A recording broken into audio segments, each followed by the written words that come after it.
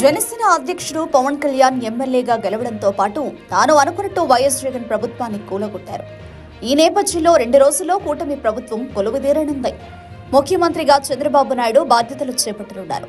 లోకేష్ కూడా కేబినెట్ లో ఉంటారని స్పష్టమైంది. దీంతో పవన్ కళ్యాణ్ పాత్ర ఏంటి అనే చర్చకు తెరలేచింది. ఈ క్రమంలో తాను ఉప ముఖ్యమంత్రి కావాలని అనుకుంటున్నట్టు పవన్ తన మనసులో మాట బయటపెట్టారు. జాతీయ మీడియాతో మాట్లాడుతూ ఏపీలో తన పాత్రపై ఆయన నర్మగర్భ వ్యాఖ్య చేయడం విశేషం. అయితే పవన్ కళ్యాణ్ ఆశ ఎలా ఉన్నా దాన్ని నెరవేర్చాల్సింది చంద్రబాబే.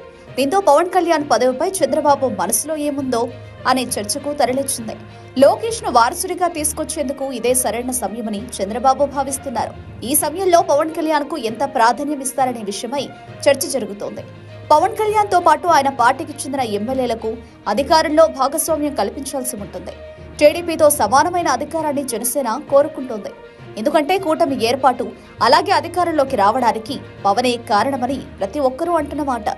దీంతో ప్రభుత్వంలో తమది కీలక పాత్ర ఉండాలని జనసేన భావన. ఇది ఏ మేరకు సాధ్యమనేది ప్రశ్న. చంద్రబాబు నాయుడు తనకు కాకుండా ఇతరులకు సంపూర్ణ అధికారాలు ఇవ్వరనే చర్చకు తెరలేచింది. ఒకవేళ ఇస్తే దుర్వినియోగం చేస్తారనే భయం ఆయనలో ఉంది. ఇవన్నీ పక్కన పెడితే పవన్ కు డిప్యూటీ సీఎం అలాగే హోంశాఖ మంత్రి పదవి ఇస్తారని జనసేన నాయకులు అంచనా కడుతున్నారు.